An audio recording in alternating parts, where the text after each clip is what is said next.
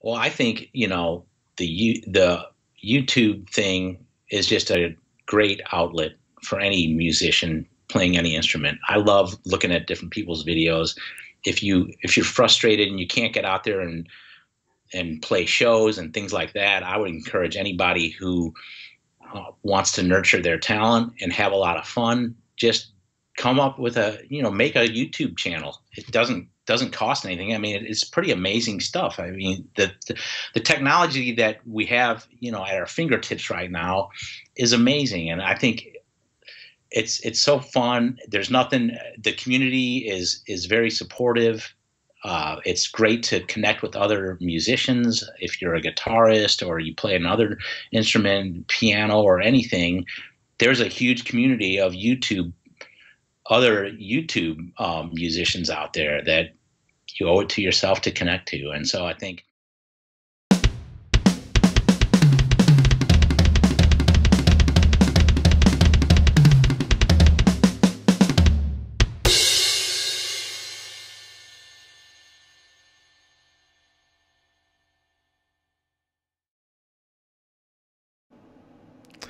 Hey everyone, welcome back to the All Music Matters in That podcast. I am your host, Brian, and joining me today, it's Mike Conway, everybody, that handsome devil. How you doing, buddy?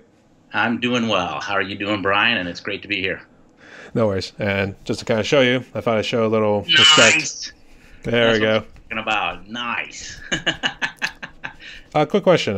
Is it more David Lee Roth, or do you like both Sammy Hagar and David Lee Roth? Van Halen? Tell by most of the, all of the videos I've ever done of Van Halen, they're all David Lee Roth era. So I've got some Van Hagar on the list, but I'm much more of a the classic original lineup fan. First 6 albums type of part of their catalog is my favorite go-to. So I don't know if that's controversial or not, but that's kind of how I roll. No, I was kind of the same way, but and I obviously have tons of respect for Sammy Hagar though, but yeah, I think when he came on, it was similar to how Dio was when Ozzy had left Black Sabbath and then Dio came in. Yeah. And some people loved the idea, and then some people didn't. And it was like, no, you need Ozzy in there. It was Ozzy who's been with them for so long. I think that's what it is. It's just the sort of the magic, from the original 4, and it's like that happens to almost every group. I feel like when they have a lineup change, especially a lead singer. That not that the new lead singer doesn't have a bunch of talent and isn't great. I honestly liked Sammy Hagar as a solo artist, before he ever joined Van Halen. I loved like Montrose and just his solo stuff, there's only one way to rock and all that, that was really pretty kick-ass in my book. And then he joined Van Halen, and at first I was kind of stoked about it. And then I thought, I don't know, I don't know why. I guess I like the Van Hagar tunes and they wrote some great stuff.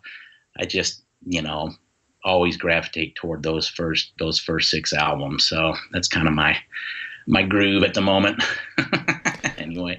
Well, it seemed like Eddie Van Halen kind of like moved away from the guitars. It seemed like after 1984, when they won all those awards for that album, it was like, hey, we should just keep rolling with that because it's done us so well. So yeah, and I think that's part of it. It became much more of a keyboard type sound and stuff with Sammy. I was on when he first joined. I remember thinking, man, I wonder if he's actually gonna play guitar, because he was a decent guitarist, but standing next to like this freaking all-world prodigy and Eddie Van Halen, I thought, how's this gonna work? And I think I didn't follow the band closely enough to know, but I think they both like play guitar on some songs, or I don't know, maybe all of them. I don't know. Yeah. I honestly couldn't tell you either. I don't know. All right. But we can probably talk a little bit about Van Halen as we keep going along. But yeah, welcome to All Music Matters in That. So I just wanted to kind of introduce you to some questions for the audience out there, so they get to know you a little bit more. So sure, yeah, I'm ready. Fire away, man. All right. So first question: tell us a little bit about yourself, particularly your drumming history. Well, my drumming history, I go back quite a ways. I grew up in the 1970s, so. I was kind of into classic hard rock, I guess you would say. So, like Aerosmith, Foghat, Ted Nugent, Kiss. I mean, Kiss was like my favorite band when I was in the 5th grade. It was like, this was when they were like, the ultimate, they were like an underground band that wasn't really underground. I mean, they weren't getting radio play and stuff like that, but they were kind of a club, like the Kiss Army or whatever. It was like a club that everybody could relate to together. And so it was kind of like this, sort of a group mentality of, where it's us against the world or whatever, because they were always knocked by the critics and everything. But anyway, so my drumming history, I started out, I don't know when I really got interested in the drums. I mean, I know I always thought it was just a cool instrument, I think. And I loved, like in the 70s, you really didn't have exposure to like live drums, other than buying an album and putting it on a turntable and listening to it that way. I mean, there wasn't, the internet wasn't around, and we had like 5 channels on the TV. So, I mean, you had to get up off the couch and turn the knob to change the channels on your TV. That's how it was. And so it's like, I think my mom would show me like, Buddy Rich would be on like the Tonight Show and stuff like that. And if he ever was, and I was like in the other room in my bedroom, she'd always call me in and say, Buddy Rich is going to be on. And I always just was sort of fascinated with the drums. And so in the 5th grade, I think it was 5th grade, I started off with the violin. I think you started off with strings. Is that not right? Yeah, you're right. I was a cello player, actually. Cello player, yeah. Well, my mom got us into, my mom was very musical. She was like almost an opera style, had an opera voice, basically. She was and she majored in music. And so she was pushing us kids. I have 3 siblings, and, and she kind of got us all involved in violin lessons in grade school.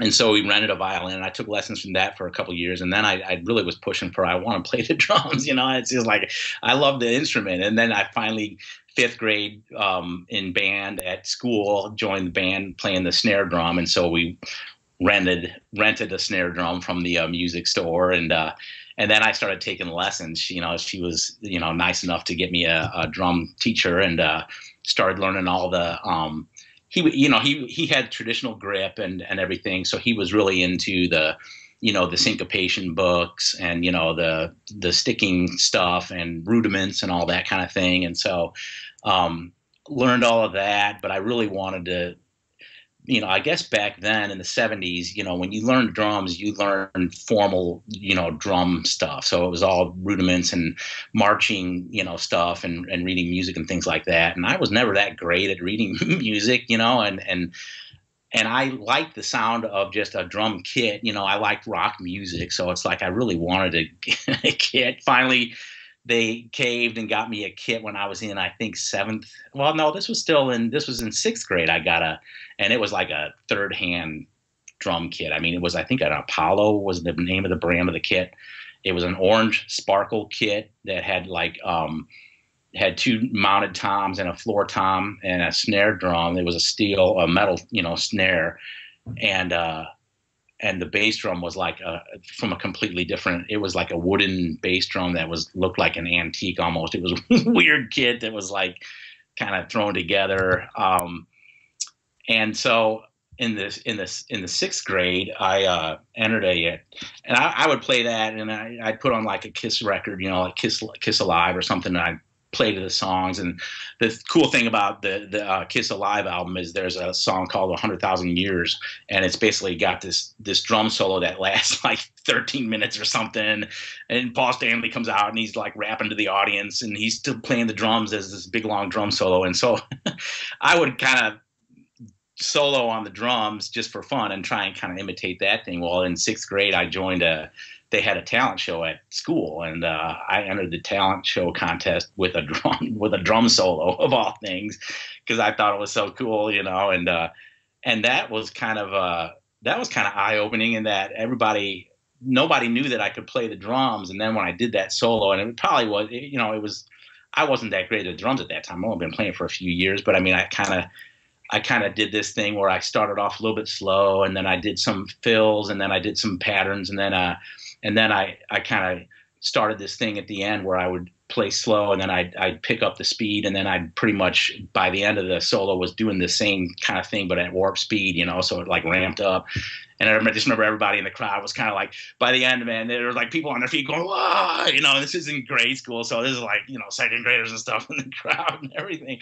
But I kind of got known as like the drummer after that, and so that was kind of cool. And then I graduated to a white Tama kit, a Swing Star kit was the name of it, and it was a 7-piece, which I thought was cool because it had more of that sort of they weren't concert toms, but it had, you know, it had that bigger feel that I was always longing for, you know, the Peter Criss drum kit with like, you know, an 18-piece with, you know, cymbals everywhere and all that. I mean, it only had 3 cymbals on it or whatever, but I mean, and then you know, I had that kit throughout high school and then college, and then after college, kind of was in some bands that around town here. I live in St. Louis, Missouri. So, and we weren't ever playing out at bars or anything like that, but we were kind of like rehearsing and trying to become like a real actual, you know, paid band.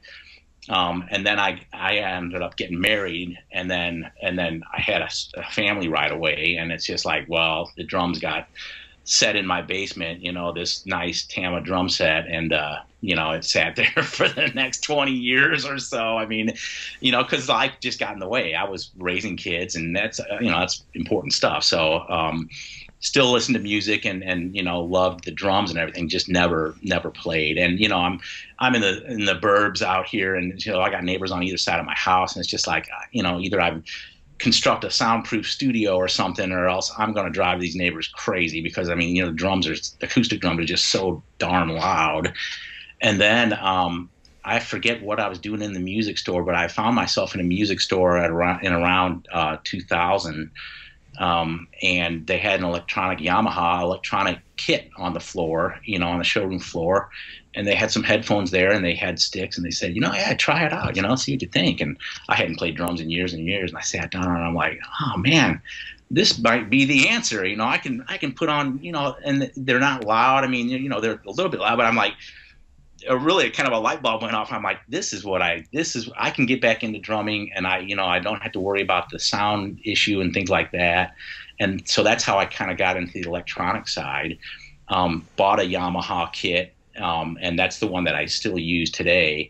I just kind of modified it a little bit, and I can talk about that a little later. But and then got into the whole you know, triggering thing, and then like Superior Drummer and pieces of software that can really make your drum sound almost professional, you know, and yet there's still the electronic kit, you know, and that's been a fun, you know, diversion for me as well. So that's a little bit of my drum history. So drummed for a while, school, then got married. Drums went on the shelf for 18 years, picked it back up, got an electronic kit, and now I'm a hobbyist drummer, basically. I'm not in any bands or anything like that. I just do it for fun. Oh, yeah. But, yeah. That's what a lot of us are in the drumming community. That's what we're doing too, yeah.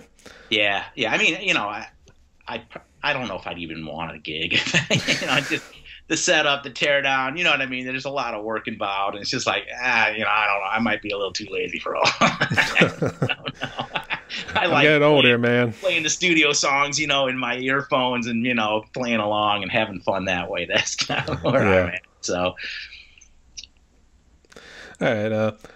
It's funny you mentioned about 100,000 years for Kiss, because that's also when Gene Simmons would come out. He'd do the whole blood coming down his face right here, doing the little bass solo in the beginning there. Yeah, and I love the theatrics. I mean, you know, it was campy stuff, but I mean, when you're 12 years old or whatever I was, 13, it's like, man, they were like, this is so cool, man. You know, I mean, I still have the old albums. I brought these over with me, you know, but basically, you know, this was like my you know, one of my Bibles when I was playing the drums as a kid. And I've got, you know, and then Kiss Alive too. You know, I've got this album that, you know, with the big show picture, you know, the concert shot in the open. You know, I'd like stare at this when I was a kid. I'm like, oh man, that looks so cool. I wonder what that's like to be at that show, you know, with all those bombs and fireworks going off and everything. Yeah. So that was kind of my I was pretty deep into it at the time when I was that age, and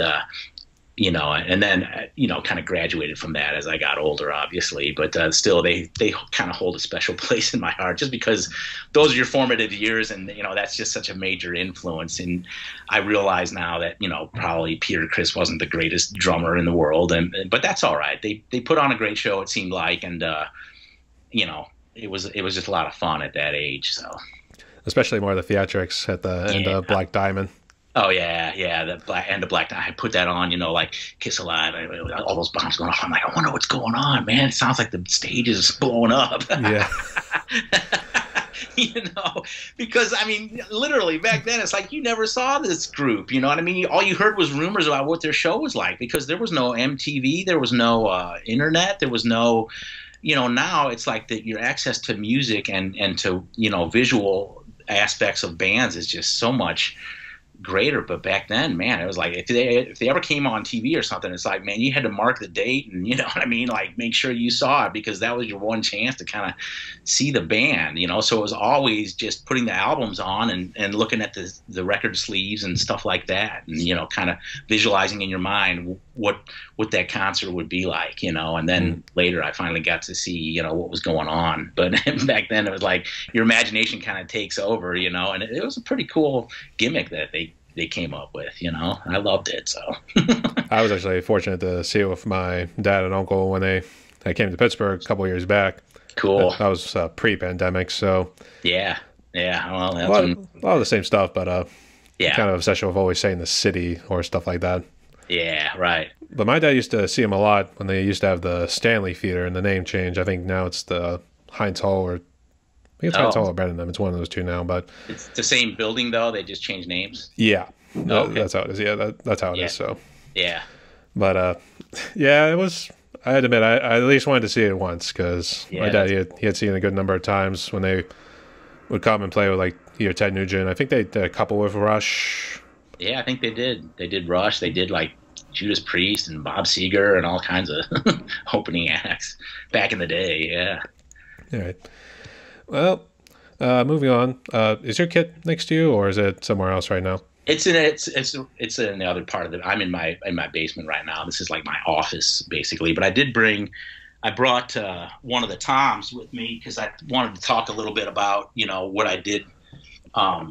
What I did to customize the kit, and we can kind of get into that if you want to. This one was more about talk about your kit a little bit, because you did say it was a Tama, and it actually looks more like a traditional set too, with the way like the cylinder kind of shapes to it and everything. So yeah, I was interested about that. I guess talk about it, and also the brand of your sticks. So yeah, okay. Well, my sticks are just Vic Firths. They're 5Bs or whatever. They're just. And it's interesting because when I was taking drum lessons back in the 70s, back when I was younger, my drum teacher had these really thick sticks. They were called SD Generals. They were like marching band almost type sticks. Those really thick. And I used those for a while, but when I got back into my drumming thing with the electronic drums, I'm like, why am I using these thick sticks? I don't know why he liked those things being that thick, and I just thought that was the proper kind of stick to use, because that's what he used, and he was a really good drummer, and so I just switched to the 5Bs because they're a little bit thinner, and it's like I don't have humongous hands or anything, so it's and then spinning them and stuff like that, it allows me to try and do some of that stuff, although I'm not great at that, but that's kind of why I went to the thinner stick. You and me both. Yeah, and then when I was I'll talk about what I did to my kit, but for a few years I bought this Yamaha electronic kit. It was just these rubber pads, and there was no rim, and there was no hoop going around it, and so I think I used my one pair of drumsticks lasted me like 4 or 5 years. You know what I mean? It didn't even hardly have any marks on it, because everything in an electronic kit is rubber, and then sure enough, I went and did this conversion and, put all this hardware on, and then, my sticks started getting all kinds of nicks and, stuff, and they started breaking. And so now I've gone through like 5 pair of sticks in the last year or something, which is, I guess, a byproduct of, having an actual, drum rim on these drums. So, yeah, part of my budget goes into buying new sticks now. The other one goes into paying for your child's education. Yeah, exactly. Exactly. Something like that. Let's see. I guess, what do you love most about the drumming? Is it more the thrill or just being able to like also play? I'll say it's not just Van Halen songs, but I guess is it the feel? Yeah, no, the feel I mean, of being able Van to play those Halen, songs. I'm kind of in a Van Halen, rut or a groove right now. I didn't really intend for that. I just, I think when Eddie Van Halen, I did some Van Halen songs, and I was doing some other songs earlier on in my channel, and then when Eddie passed away, it kind of hit me, hit me in the gut. I'm like, man, this is like a big gut punch that sucks, and I don't know why, because I mean, I'm a drummer, but I just thought, man, he was just such a, just these kind of heroes like that. You just, for some reason, him and Neil Peart, same thing. It's like, man, you just think these guys are going to live forever for some reason, or you don't really think of them. And they both came out of the blue for me. And so with Eddie, I think I just kind of started doing some covers, and then I just kind of kept it going with the early Van Halen stuff. But anyway, what was your question? Because I kind of went down another rabbit hole here. No, you're good. Just what do you love most about drumming? Is it exercise, or just the thrill of being able to play the songs that you've? I think it's both. I like learning new things, with my drumming, and you can always learn new stuff, and it's like, I don't necessarily like the process of learning stuff, because I usually will listen to a song like, man, that's a cool drum part, and I'm pretty much know in my head it's like, I'm not going to be able to play that, you know what I mean? And so I want to learn it, so I challenge myself, and that's kind of how my channel started, because I thought I'm going to figure out how to play that song, Hot for Teacher, that drum intro for that song. And so I just spent like my first 2 years before I even recorded the video breaking that thing down and trying to figure out, I'm like, there's got to be a way to play this thing, and make it sound fairly accurate to the thing. So I think I enjoy learning.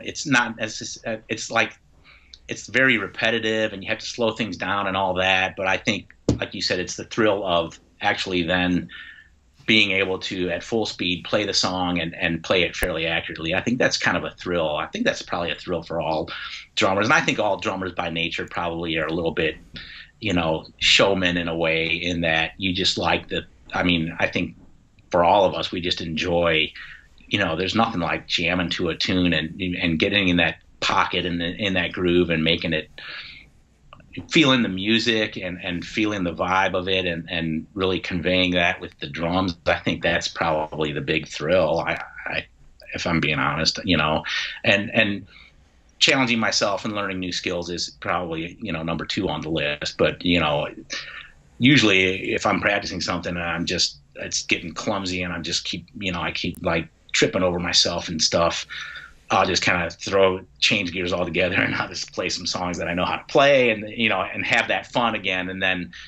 then kind of change my mindset so that I'm having fun and getting loose again on the drums. And then I might go back to that thing that I'm practicing and just try and stay in that loose mindset and see if, that kind of helps me not tense up and learn this stuff a little bit more.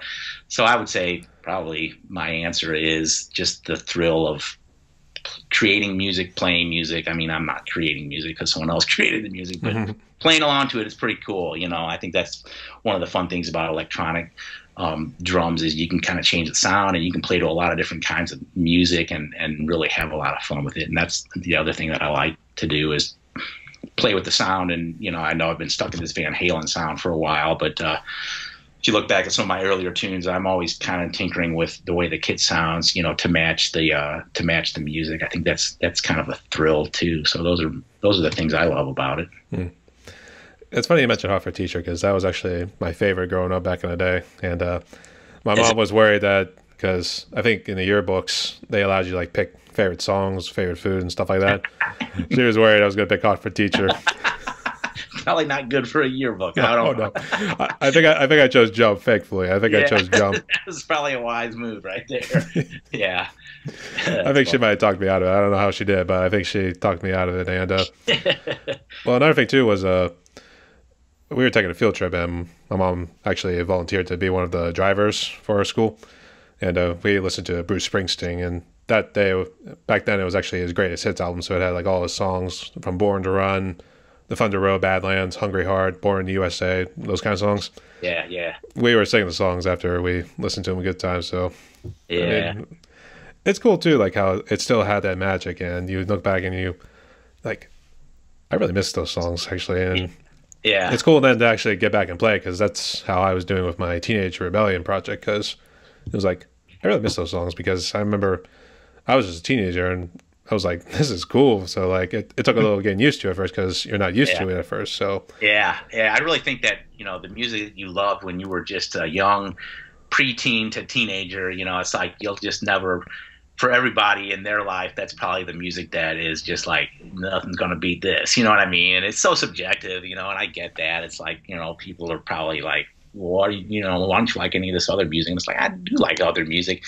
With my channel, it's just like, I don't know. I like playing things that I just want to figure out how to play and have fun that way. And right now it's just a bunch of Van Halen, and like I said, I did not plan it that way, but that's just how it is right now. And that's where my passion is right now, but I'm sure it'll switch gears. And there's a bunch of Rush songs that I want to play, just because, I mentioned Kiss when I was younger, and then it turned into Rush. And that was like in high school, man, it was like, Rush was like, that was like your Bible. If you were a drummer, man, and you met another drummer, it's like, yeah, do you like Rush? Yeah, man, it's awesome. I mean, it was like there was no other drummer like Neil Peart at that time. I mean, it was just like, I'm sure there were, but they were probably playing, jazz fusion or not this prog rock, which was like, a combination of kind of that jazz fusion, technical drumming, but with a rock, with rock music, basically, radio friendly stuff. And, yeah, so those were like the Bible, 2112 and stuff. It's like, man, this is awesome. You listen to the whole side of that album, man, and just sit on the couch and listen to it, or try and play along with it with your drums. But it's like, and then I didn't really get into Van Halen. I guess around, the 1984 album I did have, and that was on vinyl of all things, even though I think CDs were around by then. But that was like, I think that my last vinyl album was the Van Halen 1984 album, and that was just a monster album for drums too. It's like, dang, man, what's he doing here? What's going on? It was mysterious, because, my parents didn't have, that was when MTV was big, and all they showed was music videos, so I had to go to my best friend's house in high school. His parents had MTV. My parents didn't want to get MTV or pay for cable, so I still had the 5 network channels at my house, and he had MTV over at his house. So I'd go over there, and it was like, man, that was like those videos would come on, like the Jump video, and I was just like, oh my God, look at that kid, it's so cool. He had like the roto toms, and he had like a snare drum with like tape on it and stuff. And I mean, it was just like, and then I would remember I would get our VCR. We had a VCR. Fortunately, we did have a VCR, so I was able to record some things off the TV. And they had a program that came on once a week on Friday nights called Friday Night Videos, and that was like for the people that didn't have MTV, that was like your chance to see the latest music videos, and it was like an hour and a half long program or something. It came on like 10 o'clock at night on Friday nights. And I remember, putting a cassette in there and recording that, Friday Night Videos. And then the Jump video came on. And so I had it on cassette tape. Now I had a recording of it, so I could frame by frame it and stuff, because they only showed his drum kit in a few select shots or whatever. I was just drooling over that kit, man. It was like, again, it was, we didn't have MTV, so it was like, that was your, the albums were, especially with, Kiss and Rush, it was like, put the album on and just imagine what that kid looked like, or how he's making those sounds, or all that stuff. You could stare at the picture on the album, like Rush had Exit Stage Left, or All the World's a Stage was their first live album, and it had a picture of the empty stage, and it just had that drum kit in the middle, and it looked like, it was one of those Neil Peart kits that had like the freaking xylophones and the wind chimes and the tubular bells and, the Middle Eastern, whatever he had, going on. It was just like, and you just stare at that picture, and then you put the record on, and, and just kind of let your mind try and picture what that stuff was like. That's what we had to rely on back in the day, before all the, internet and YouTube and, even MTV at that time. So that was kind of my upbringing and exposure to drums. Mm. So yeah, a lot of record playing. Yeah, I will say from the Hemispheres album from Rush, La Villa Stratiato. I always pronounce it wrong, but La Villa Stratiato. Stratiato, yeah. Or something like that. Stratiato, yeah. I know I was listening to the one time, and it's just a straight instrumental song, but like just all of them playing together. And it was Wikipedia, so I don't know about the veracity of it, but I think they said they had to do it 40 sometimes just to get it right. Isn't that amazing? Yeah, I believe it. In those days, it was like analog. I had to look it up. It was analog that they used, so it wasn't like you can just go in like just try to correct an error or anything like that. You had to delete and like start all over again. Yeah, or cut tape and splice it back together. If there was, I mean, there's no way you'd have to just start over, I guess. Yeah. Yeah, there was that, and then first off, rest in peace to Neil Peart and Eddie Van Halen. We do miss those guys every day, so yeah, we'll pay honor to tribute to two giants, man. Both gone at once almost. It's crazy. Yeah, and I know our fellow drummer Bruce Baxter happens to be a big Neil Peart fan. So yeah, I saw he had those figurines or whatever they were on his thing. He said, big Neil Peart and Rush fan. And I'm like, yeah, I can relate. Or they call him the Professor, as one of our drummers calls him too. Yeah, yeah, so, cool stuff. Jump into your YouTube channel. What do you hope to achieve with that for the year of 2022 and then beyond? I don't have any, unlike a lot of people, I'm sure, I don't necessarily have any long range plans for my channel. I mean, I kind of started it when I figured out how to play that Hot for Teacher song, and then I like uploaded that thing. I'm like, oh, cool, man, I'm on YouTube now. I'll make a channel and all this, and and I don't think I uploaded another video for like the next 6 months or something. It was like, I got to keep making videos now. I didn't really have a plan going into it. I just love the idea of getting something on YouTube, filming myself, and so. I don't know if I have any goals. I mean, I think I'm just going to continue to see where it takes me. I'm doing Van Halen right now and having a lot of fun with that.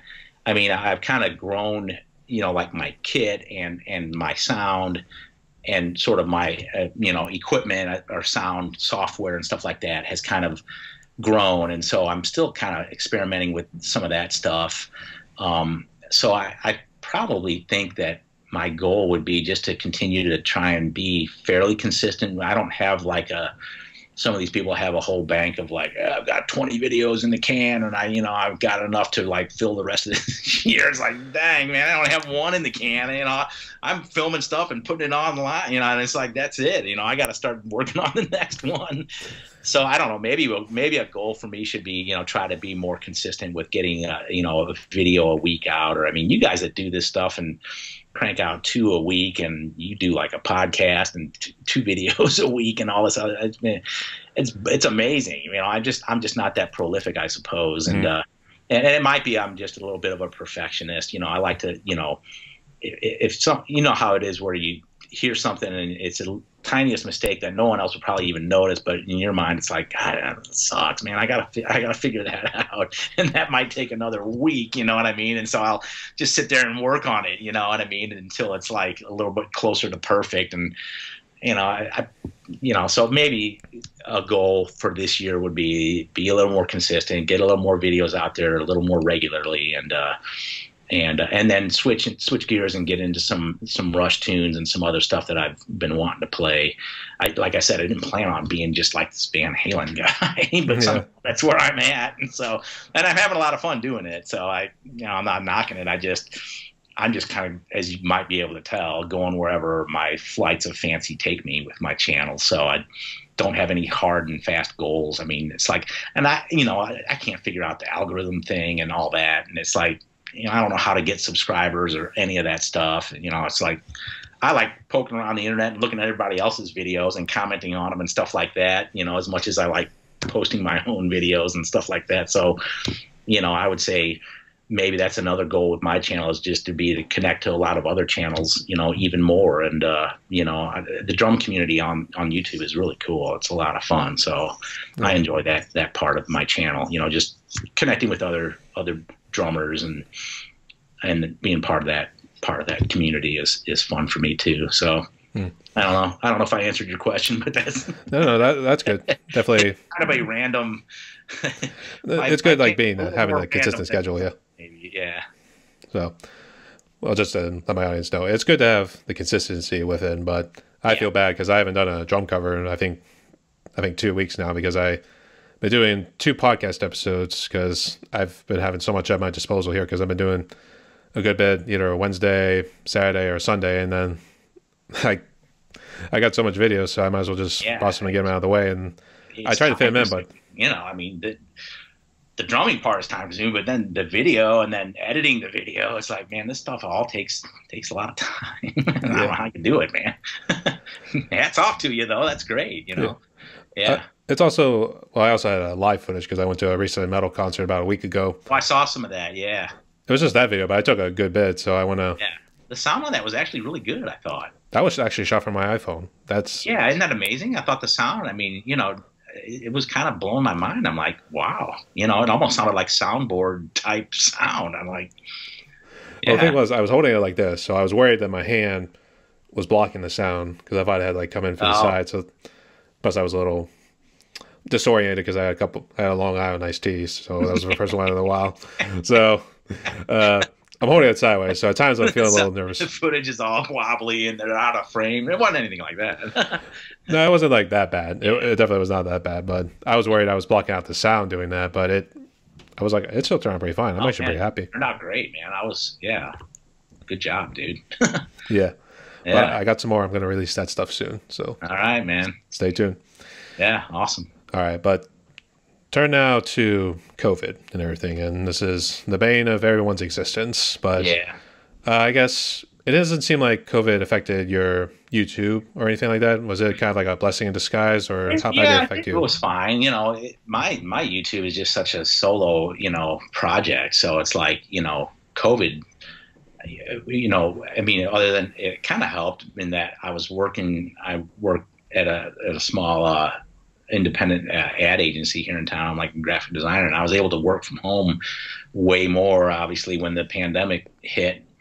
And so, it kind of, if anything, it helped with me just because I'm not in a band and we're not, dependent on going out and playing shows and stuff like that. So, as just a hobbyist drummer, I would say COVID wasn't that big of an impact, because obviously I'm keeping my distance from everybody else when I'm behind my kit, and and it's such like I said, a solo endeavor. So I'm not in a band, so it didn't affect me. And I imagine people that were in a band and were trying to get shows and all that kind of thing, it had to be horrible. So, but from my point of view, it's a hobby, and it didn't affect it too much. Obviously, it affected my community and everything like that. But as far as my drumming goes, in fact, I have I'm in my office, and what I did was I told you how I'm breaking sticks now, and these are 2 sticks that I broke,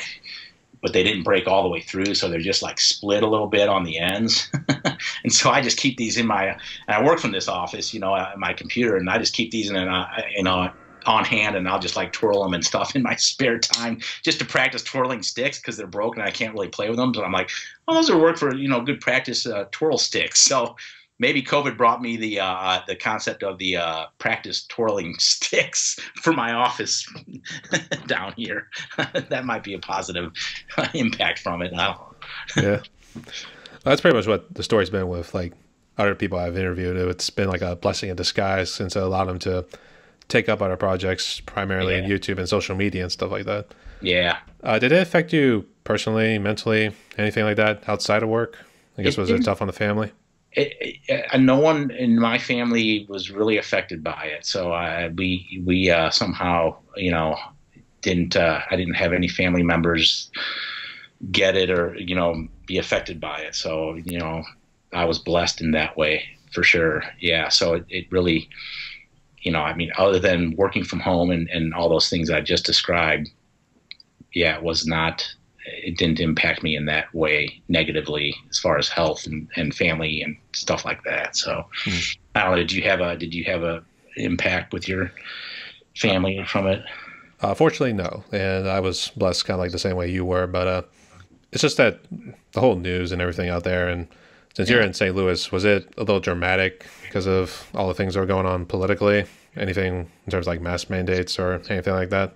I mean, we had mask mandates and all that, and yeah, there was some, all the same, all the same political arguments went on here. But I mean, everybody pretty much, at least where I'm at, I'm out in the suburbs. I'm not in the county and the city are kind of two separate governments in St. Louis. It's kind of a weird setup. But anyway, yeah, I mean, everyone had a mask and, everyone complied from what I could tell. And,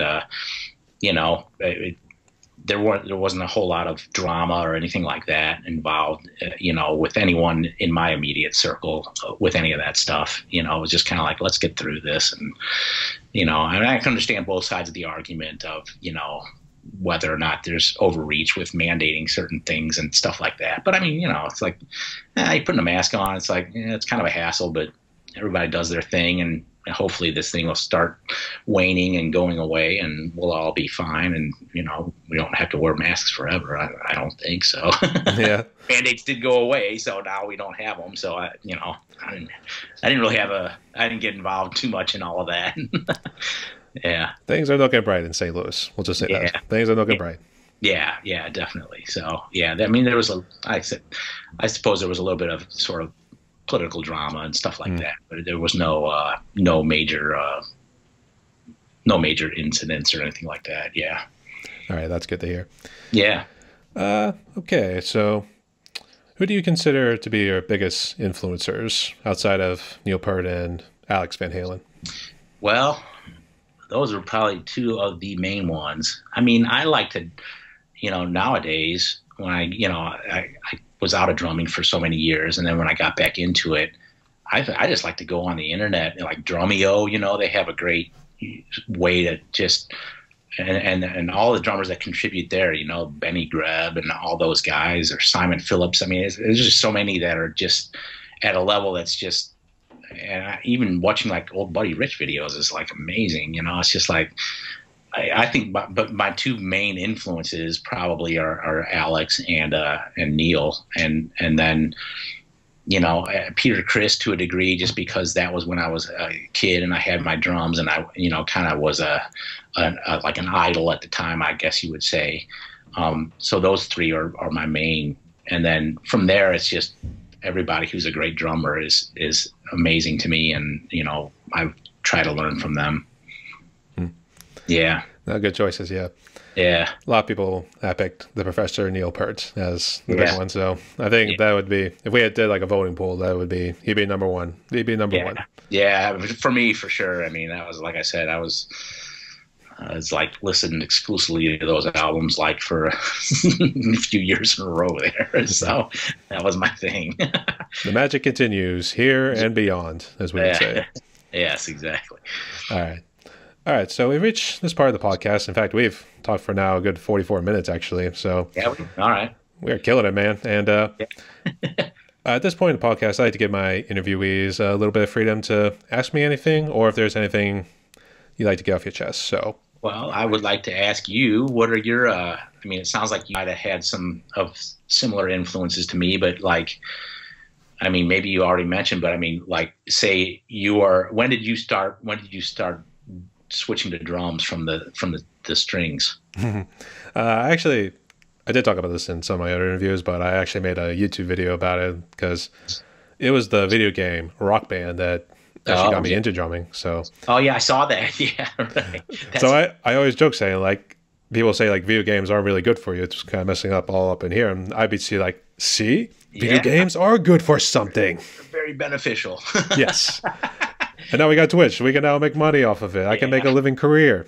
That would be nice, but we're not there yet. But the thing was, after high school, because I played cello from 3rd grade all the way through middle school, high school.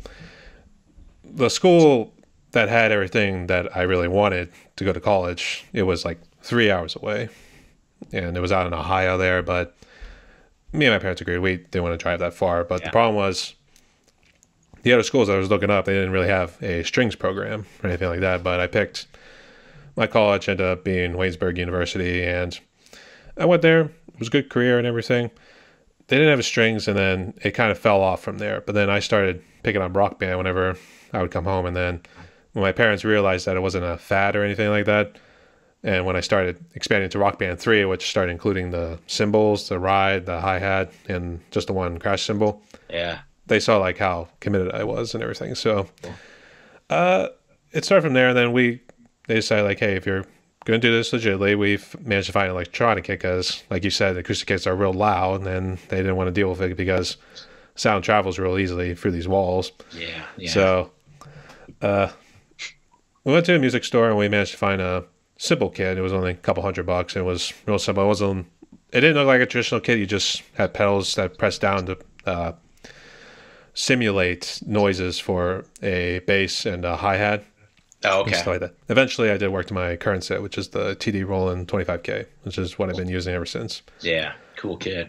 And Yeah. it's been amazing. I haven't really looked back. And Yeah. So, I mean, so with Rock Band, were there any, what would you say your drumming influences were? I mean, they featured a ton of different types of groups and everything. So did you have like a favorite band or a favorite group and that you wanted to try and, like I did, or was it just, there was just so many different cool songs and you like to play all of them and that's how you got into it that way? Or which kind of, what were your influences early on? I would say the latter because Yeah. every single one of them had like real cool songs and they were like all fun to play to, and they were bands I knew too, and then Yeah. they're also enjoyable because I was able to get high scores, the gold stars and everything else like that. But Yeah. there were some that were a bit challenging, but they were, at least I was able to at least play them and get through them no problem and stuff like that. Yeah. So I would definitely say the latter. Then it all influenced me too. Yeah. Yeah. Was there any song that you like would learn the best, or that you could just kill it at? That you were like, "This is like I freaking got this one down. I got 100% score or whatever." No, maybe not 100%, but I know doing "Go Your Own Way" on Rock Band 2 from Fleetwood Mac was a fun one to play. Yeah. And that one took a while because I always struggled with the verses at first because he's playing on like the toms, kind of something around that too. Stuff, and that's kind of tricky. Yeah. So that took a little bit, but when I eventually got it, I was so happy too. But I didn't ace it. I kind of missed a little bit. I kind of wish I aced it. Yeah. I might have at some point. I honestly can't remember, but I know that was on Rock Band 2. And then "Learn to Fly" was always a fun one to do on Rock Band 1. Yeah. And sometimes "Green Grass and High Tides" by the Outlaws. Oh, cool. Yeah. Yeah. Love that. Even though that one was just like real simple. It wasn't like overtly complex. It was just kind of like bass, hi-hat, and snare, and kind of like throughout most of the song, really. It goes on for like 10 minutes though, doesn't it? It does, yeah. But for some reason, Yeah. But the guitar part was the hardest song in terms of guitar. So you at least got to enjoy the solos while playing it. So it was like more challenging on guitar than the drums, I think. But I mean, it does go on for a long time. Maybe that makes it challenging. I don't know. So it does.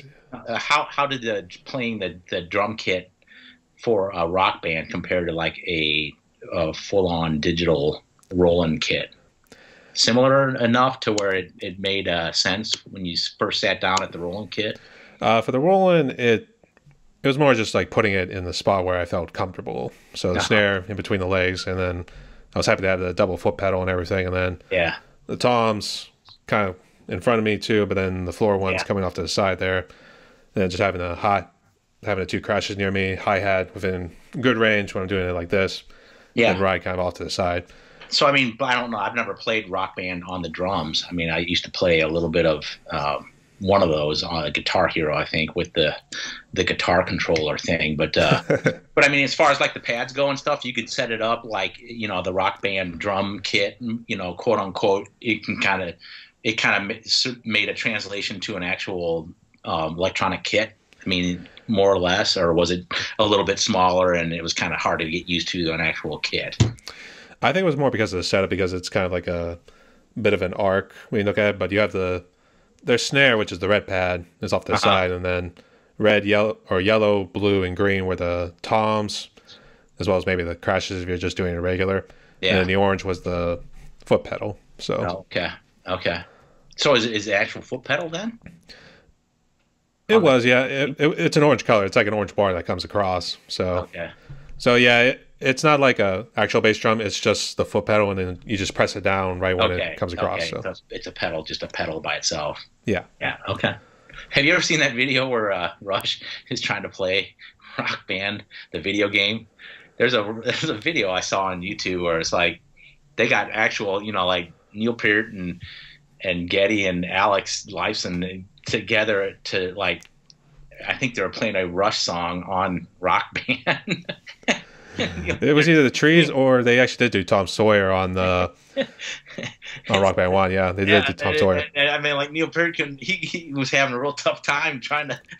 He wasn't really good at it. I'm like, man, that's kind of hilarious. I mean, because you would think, he can play it, on a real kit, and I think imagine it's got to be fairly similar. I mean, right? I mean, with Rock Band, you have to basically you're learning, the same coordination, right? Where you play the hi hat, yeah. So I mean, but he was really struggling with it. From what I remember with this video, it was actually pretty funny. So that might be something to check out. It's pretty hilarious.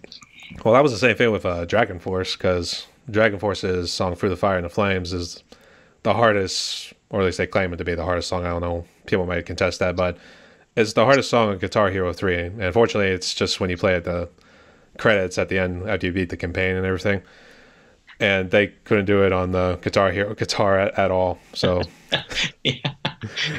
I mean, the guitar, I can see you're pressing buttons and it's not like frets, and you know what I mean? And there's no strings. But I mean, the drum pads, I'm like, freaking Neil Peart's going to clean up on this game, man. And he was like clueless. It was pretty fun. Yeah. Oh, well. All right. Got anything else? No, I think, I wanted to talk about the kit, that I put together, and basically, this is basically the 8-inch, rubber pad on the top. And then what I did was I went online and found some Octobahn rims, and I had them shipped to me, and I bought like 3 or 4 of them. And I'm like, man, they fit around this pad perfectly. I mean, they go right to the edge, and then they hang over the edge and everything. And then I found online some white PVC pipe. Basically, it's just it's an 8-inch PVC pipe, and I bought like a long length of it. And then I thought, yeah, I can probably do this. So I cut the pipe down into different lengths, and then I put the rim on the pad. The pad's, just I don't know if you can see that in there, but it's just basically the rubber pad. And then put the rim on top, and then got some lugs and drilled holes in it, and then put the thing through. And I'm like, yeah, it holds it together. So basically, there's no reason to tighten these lugs like you would tighten the head of a drum. It's just they just kind of sandwich the whole thing together and make it more or less an acoustic-looking drum. Kind of an Octobahn look is what I was going for. And then I bought some silver automotive vinyl wrap and wrapped the white PVC, and then reattached the toms to the rack. And I'm like, it didn't tip over or anything. I'm like, I don't know if there's going to be a weight issue. These things are fairly heavy. I mean, PVC is a little bit heavier than I thought it was going to be, but no, it mounts up fine. And I'm like, yeah. So it's kind of a budget friendly way to give my kid a little bit different look. It's still just 8-inch rubber pads. I just added all that stuff to it to try and make it look cool. So that's what I did to it. So it's an older kit basically, but I mean, it still triggers great. And at some point I'd like to change to probably mesh heads and stuff like that and get a little more realistic feel with everything. But I mean, I just thought, well, I'm going to try and do this project, as a DIY fun thing and see if I can make it work. And so it ended up working out pretty well. So, I was happy with it. Didn't cost a whole lot of money, and yeah, my drum's a refresh basically without buying a whole new kit. You should call that thing silver tooth, because it looks like just a long tooth really when you look at it too. Yeah. Actually, if you had baked it white, we could call it saber tooth. Do something like that. Yeah. I like that. Yeah. I still haven't really come up with a name for them. People are like, what are you going to call it? I'm like, I don't know, man. Electrobahn, or I don't know. I'm like, it's kind of a cool look. I don't know what I'm still toying with different names for it. All right. So, yeah. I wish you best of luck too. It looks like you got some drum making abilities in your arsenal too. So I think you can give Drummatic a little run for his money now. No, no, I mean, I was like, I was never good in shop class, and I like got this big long piece of PVC. It was like 12 feet long or something. I'm like, oh man, this thing is. I had it in my garage, so I have this table saw, and I'm like trying to cut it, without like screwing this up, and I had to drill through it and measure everything, and I'm just like, this is not my wheelhouse. But I mean, I was able to do it mostly without errors, but it was very stressful, and it was like, man, I hope this works, and I'm not doing this again. Okay. So he's more of a craftsman than I am, that's for sure. All right. Yeah, I thought it was worth a try. I thought we'd get some competition out there. Yeah, no, I'm not doing it again. All right. Good times, man. All right. But we are almost out of time. All right. But last question for you. All right. One of the things in this last question is I like to everyone to like give their own little message of hope out there, especially we kind of went through some dark years there. 2020, apparently hindsight is 2020, as I would like to say now. So yeah, right. So 2020, 2021, they were kind of the dark ages for us yet again because we've had a couple of bad moments in the last couple of decades. So what sort of message of hope can you give to other musicians out there who perhaps are like hobbyist drummers like you, maybe something else? What can you give them? Well, I think, the YouTube thing is just a great outlet for any musician playing any instrument. I love looking at different people's videos. If you're frustrated and you can't get out there and play shows and things like that, I would encourage anybody who wants to nurture their talent and have a lot of fun, just come up with make a YouTube channel. It doesn't cost anything. I mean, it's pretty amazing stuff. I mean, the technology that we have, at our fingertips right now is amazing. And I think it's so fun. There's nothing, the community is very supportive. It's great to connect with other musicians. If you're a guitarist or you play another instrument, piano or anything, there's a huge community of other YouTube musicians out there that you owe it to yourself to connect to. And so I think it's not going to be playing a live show, and it's not going to replace being in a band and doing gigs and things like that. But it is a great way to nurture your talent and connect with other like-minded people and have a lot of fun. I think if you're worried about, being criticized or anything like that, I've never seen that side of anything on YouTube for any level of musician that I've been to visit. So it's a great outlet and a lot of fun, and I would encourage everybody to, and that probably goes for almost any talent that you have. It's just a fun way to express yourself and connect with the community that also feels the same way. So that'd be my message. Yeah. Yeah, absolutely. Yeah. And then I would say, I don't want to say it's me just being selfish, but anything like that. I do look to grow my channel eventually, try to be like the big name out there and everything, and perhaps be known for something. And yeah. I know it sounds selfish, but I want to show that I can at least do something. Yeah. It's a way of showing that I want to live. And yeah. This was good too, because it's a huge opportunity. I mean, it's almost a way to be on TV. Like I said, I grew up in the 70s. Like, there's no way I'm ever going to be on TV. But now with YouTube, well, you can be on TV, and who knows? Lightning could strike, and you hit it big, and who knows? But I just think you have nothing to lose. Like I said, it doesn't really cost anything. So just have fun and show off your talent, man. Have fun. Yeah. I think sometimes it's a little bit of the subscribers too. You would kind of wish it doesn't cost anything to subscribe, and it's not like a monthly payment, because they always talk about monthly subscriptions for like cable or anything like that. Right. You would kind of wish everybody else would kind of jump on the bandwagon with our channels too, and just be like, hey, if you just want to look at a video, seeing us play this song, and you just happen to know it, you can subscribe, and then you just see it when it shows up on your main page there and everything. So yeah. I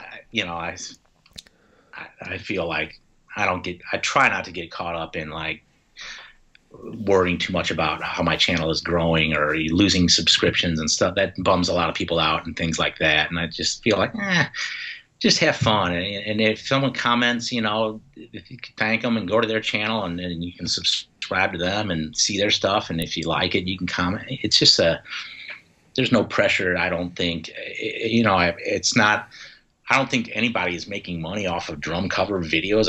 Maybe I'm wrong, but I don't think you're not going to get rich doing it. So it's like, well, what the heck? We're doing it for fun, and it is a lot of fun, and it's a great hobby, I think. So I would encourage anybody, start a channel, you know, and have fun with it. Go to town.